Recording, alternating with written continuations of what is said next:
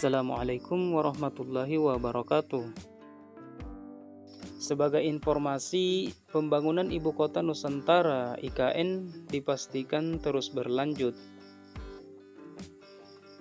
Hal ini menyusul kucuran dana tahun anggaran 2025 sebesar 9,19 triliun yang dialokasikan pemerintah melalui Kementerian Pekerjaan Umum dan Perumahan Rakyat untuk membangun IKN.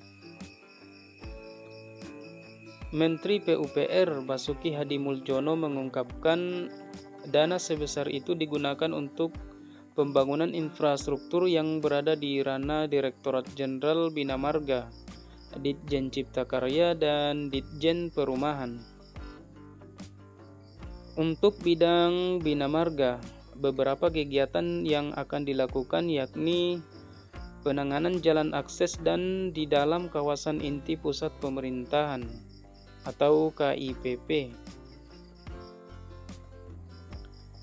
Di antaranya adalah peningkatan jalan kawasan West Residence, Presiden Core, dan Sumbu Trip Raja, hingga pemenuhan sebagian kebutuhan pembangunan Bandara IKN sisi udara.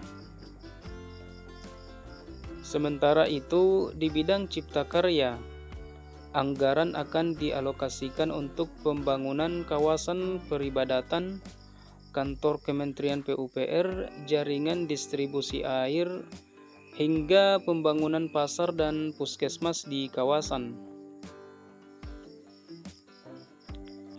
Di bidang perumahan akan digunakan untuk melanjutkan penuntasan pembangunan Tower Rusun ASN Hankam Papar Basuki.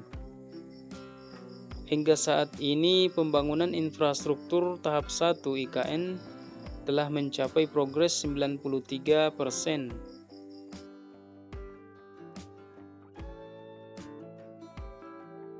Pada Oktober mendatang akan diresmikan dua tengara landmark IKN, yakni Istana Garuda dan Istana Negara.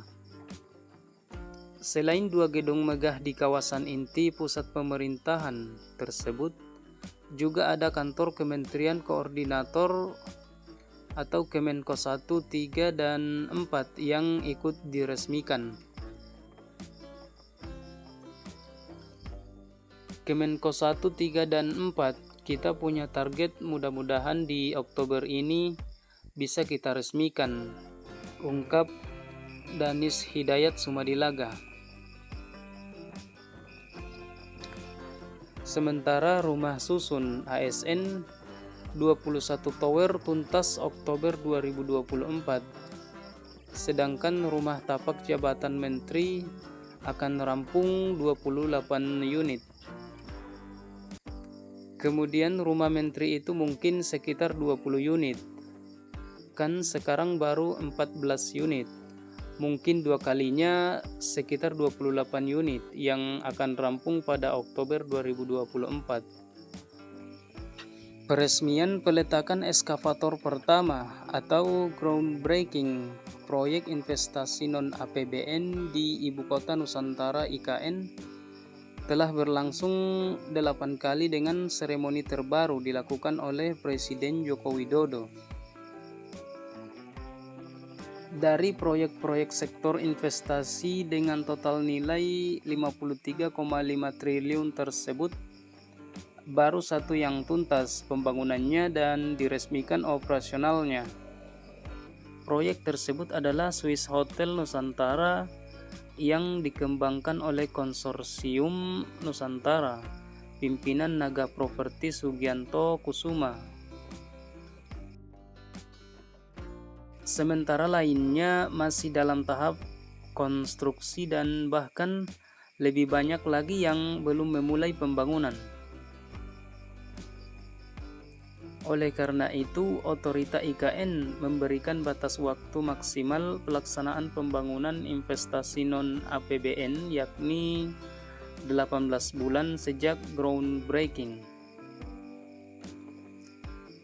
Deputi Bidang Sarana dan Prasarana OIKN, Sylvia Halim, mengatakan batas waktu maksimal pelaksanaan konstruksi ini diberlakukan untuk menjaga pembangunan IKN sesuai jadwal dan terciptanya ekosistem perkotaan lebih cepat.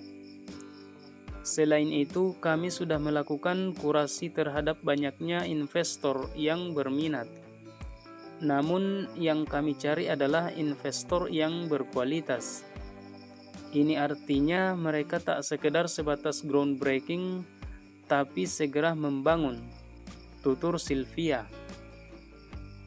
Presiden Republik Indonesia Joko Widodo melakukan groundbreaking atau peletakan batu pertama di kawasan inti pusat pemerintahan Ibu Kota Nusantara IKN tahap 8. Berdasarkan informasi yang dihimpun, antara groundbreaking tahap 8 ini terdapat 5 tempat masing-masing PT Pelataran Bogarasa dan PT Ais Property Asia.